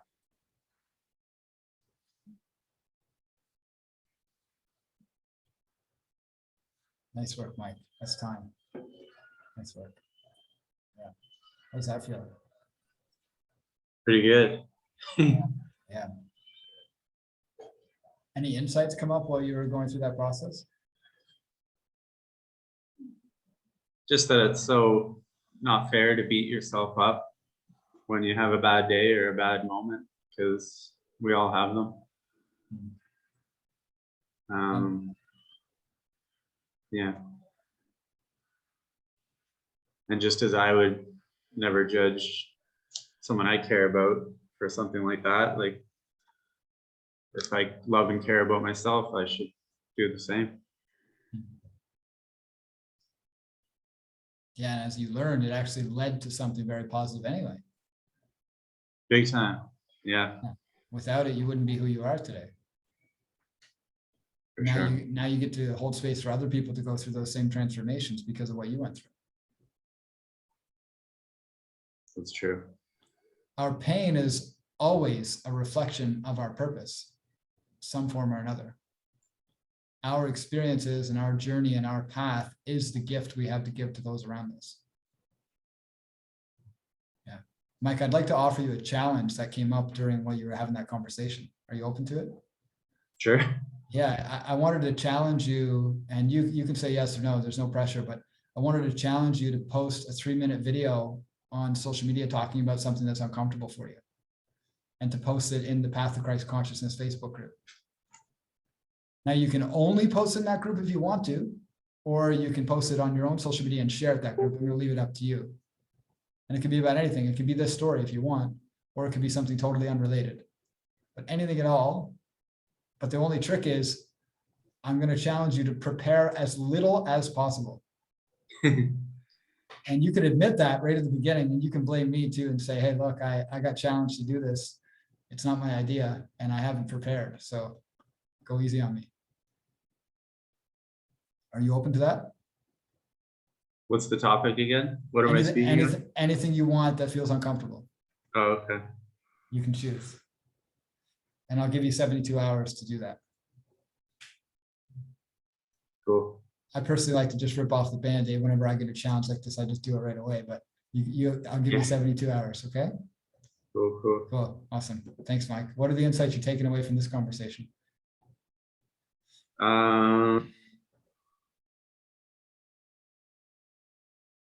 Just speaking authentically, showing your authentic self, like it feels good. There was no energy loss from this conversation. So yeah, just I feel like speaking your truth and speaking vulnerably is a good way to be. Yeah, it takes a lot of energy to uphold a false identity. It doesn't take any energy to uphold a true identity. Doesn't require energy to be who we really are. It takes a lot more energy to pretend we're someone we're not, because our whole body resists when that happens. And that's sometimes when I feel most drained, is when I don't feel like I have space to be who I am. That's not always my fault. Sometimes people can't handle who I am. And so as a result, I don't actually speak my truths. I don't actually say how I feel. And I walk away from those conversations feeling drained. So a lot of times I end up removing those relationships from my life because they just don't serve me. I want to be surrounded by people that do give me space to be myself. But then on the other hand, in the past, when I've been around people and I just don't show up as myself, or as I show up as somebody else, that's usually when I feel drained. So it's a good meter to let me know who can I be myself around and who am I finding like I don't have space to be myself.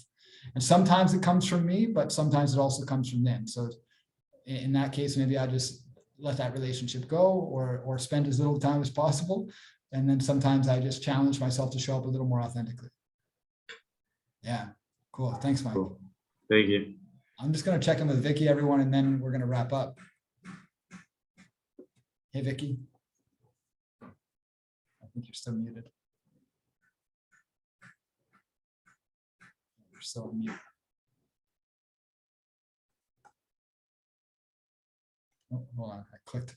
There you Sorry go. about that. I had to give There we go. permissions. Yeah, no worries. I saw you. I Great saw job, you- by the way. Thank you. I appreciate that. I saw you making some comments in the chat. It sounded like there were some insights that came up for you. I was paying attention mainly to what everybody else has been saying, just like you had said. Everybody is a version of ourselves. Yeah. Insights.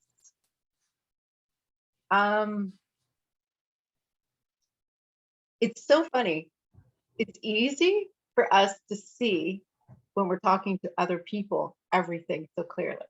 It is not so easy to see when it's yourself, right? So just like Mike and I fully agree with what you're saying. I don't prepare. I speak to a large group, and if I go in preparing, it stresses me out.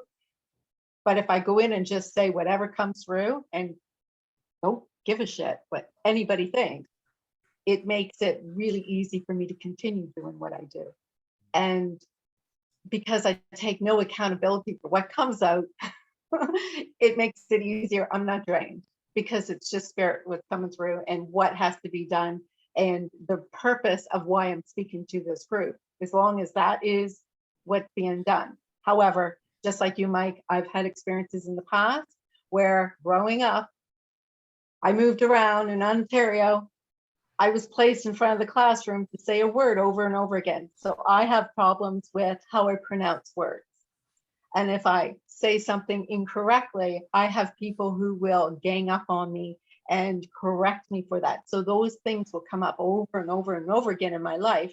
Those will re-manifest in different ways, whether it's a student in my classroom when I was teaching, or whether it is me giving a group coaching session and I stumble on a word and all of a sudden my whole head would get wrapped up in that. So going back to what we talked about, now I'm distracted and I forget what we were talking about because I so relate it to everything that you were talking to with everybody else. Just like you, I also, when something emotionally comes up, I will self-detach through whatever addiction, what other way I can self-medicate myself.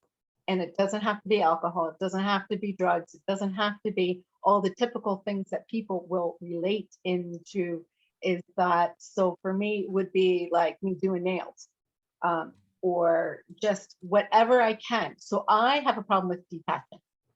I have a way of isolating myself from people. I've done it ever since I was a child. So when it comes to why was I not able to integrate with a group of people who were all seeming like they had perfect lives? Because I've visited all my traumas, I've seen everything that has happened, but I wasn't raised wealthy. I wasn't, I have to be a character in order for me to feel like I was, because in most cases,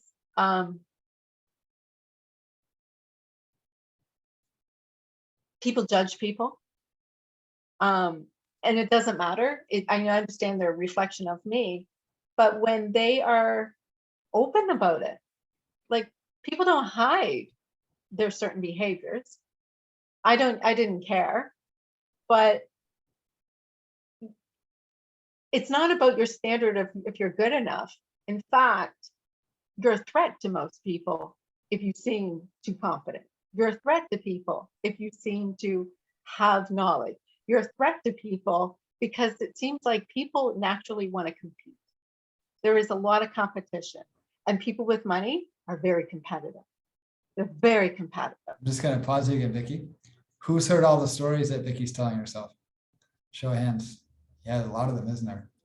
I'm gonna give you a homework assignment, Vicky. I'd like you to, my challenge to you is to write out everything you believe about people that you can think of. And just look at that paper when you're finished, and just try to figure out how many of those stories are reflections of your past or present behavior. So I used to be really competitive with people. And so I would see other people as competitive. Before I forgave myself for being competitive because I was a competitor, then I just saw everyone else as competitive. And sometimes when I go into martial arts clubs, even if it's my first time, I still catch myself being a little bit competitive. And so naturally, everyone that I meet, I think they're competitive, but it's really just because I haven't accepted that part of myself yet. So my coach made me do once, he said, write down every story that you have about people in general, whether it's wealthy people or poor people, or just write down as many stories again. Of course, it's an impossible exercise because it goes forever. But I wrote like a page or two. And then he said, write down an example in your life when you've been that thing, except when you write it as, I forgive myself for whatever the thing is. So if it's competition, or if it's being greedy, or if it's being selfish, or if it's being gossipy, or if it's being dramatic, or whatever it is, figure out the judgments, because every judgment I have of another human being is a self-judgment. When I can look at another human being, no matter who they are or how they behave, and I no longer hear a judgment in my mind or a story about who they are, then I'm free. Until then, until I am able to look around at every human being and see only myself, then I'm still living in the illusion. I'm still living in the story that I am separate from those around me. Because separation is the illusion that I am not everything. Because when I live as Ricky Goodall, I'm living in separation. When I am living as the one, then I am living in freedom. And only when I'm living in freedom am I truly home. Anywhere else is illusion. So that's my challenge to you, Vicky, is to write down all those stories that you just said, write them down, find an example, the most recent or the farthest one away, of where you have been that thing, and then forgive yourself for it. If you do that exercise, you'll start to notice that the competitive, greedy, selfish people, you won't attract them anymore, because you will only attract what's still alive inside of you. As a compassionate way for the universe, for God, for creator, whatever, to show you the aspects of yourself you still have to heal. Don't get me wrong, it happens to me. There's this guy that I was meant to work with meet the other day, and he was way out there. I mean, way out there. He doesn't identify as his given name. He identifies as Ra, the god of the sun. That's what he says. He says that's who he is. This is in Tulum, Mexico, and he's way out there. And I canceled the session with him, the conversation, because I was feeling overwhelmed by the idea of meeting him. And then I went to meet somebody else 2 nights ago, and she's like, "Oh, have you met Ra yet?" I was like, "No." She's like, "Wow, he says all the same things you do." Like, yeah. Really? Okay, well, and then I saw him at the gym today here in Tulum. So I'm going to meet him on Saturday, because he's a real grounded person. Yeah. I've had conversations with him, but not in person. Right. But he's really awesome. Yeah. But like you, like me, like others, because of the fact that we stand out with many different people who we teach, it makes it seem like we are superior in some way. But he is just a regular guy, just like you, just like me. Yeah. And sometimes we get triggered by our own authenticity when it's reflected back to us. And sometimes we get triggered by our own reflections and shadows and darkness when it gets reflected back to us. So it's very important for me to be conscious of the stories that I tell myself about other people and to recognize that there are no other people. Ricky Goodall doesn't exist. I'm just a reflection of you. You are all there is. That's the greatest challenge and the most terrible secret. You are all there is. First, that awareness comes with suffering because we say, oh my God, I'm alone, I'm all there is. But then we remember, oh wait, we are all there is. I'm never alone. And thankfully, only my creator is alone. Only I, as the creator, am alone. As this experience, as this human form or the soul form or whatever, I get to experience the illusion and the separation, because the separation is a gift. It's not a punishment. It's a gift. It's a gift. Because the separation gives me an experience of duality so that I can remember unity. And when I remember unity, I'm no longer separate and I become one with everything. That's what it means to me to be on the path to Christ consciousness. Thank you, Vicky. Thank you for your time. Thank you, Appreciate it. Ricky. Thank you so much. So everyone, thank you for your participation. Thank you for your presence here today. I'm going to share some links in the chat window here. So I'm really passionate about sharing this work with others. I'm on a mission to inspire 1 billion people to dream as big as heaven on earth, to connect to their own higher self, to understand the practices that I've learned. High magic is a practice that I've been initiated into and that I've been practicing for the last 6 years. And I just released a masterclass called How to Understand High Magic so you can manifest inner peace and freedom. It's completely free. I'm going to post it in the chat window. There's also a link to a high magic self-initiation program I've created. It's actually a community. Some of you are in the community already. And this is people from all over the world. We've got 25 people so far, and the number is growing every day. We just had somebody new that joined yesterday. I'm going to send that as well. You can check that out. I also accept donations to help further this mission and to share this work with others. No pressure, of course. I'm going to put that information in the chat window as well. I encourage you to check out the masterclass. Again, it's completely free. It's going to share the basics of high magic and Christ consciousness in such a way that understanding it this way has completely transformed my life, and it's opened me up to levels of healing, rapid healing. I had a client once say that one session, one high magic session, was the equivalent of 25 years of therapy. And some of you have been through some of those experiences with me, and I know that they have been powerful. So high magic is a rapid way to get to the place that we're all trying to get to. We can get so much done in such a short period of time. So check out that link in the chat. And again, the high magic program that I've created is there too. And my email address is there. And if you have any questions or comments or anything, you can send me an email. I'm going to share this video in the Path to Christ Consciousness group as well. Finally, last thing, I'm hosting a full day summit on November 6th called Spontaneous Awakening. It's a full day free event online through Zoom, just like this. I'm going to be doing breath work. We're going to be doing some conscious connection games. We're going to be doing some coaching. I'm going to have some guest speakers. The shaman who mentored me from Peru is going to be there. One of my coaches is going to be there. It's going to be a really powerful event. So I'll send you all an email about it. Thank you very much, everyone. I hope to see you all soon. And you can all unmute yourself so we can say, oops, good night. So I'm going to, there, you can all unmute yourself now. Thank you very much, everyone. Thank Thanks for you. attending, everyone. Thanks, Vicky. Thank you. Thank you, brother. Good Thank night. you all. Yeah. Thank you Bye. all. See you all soon. Bye-bye.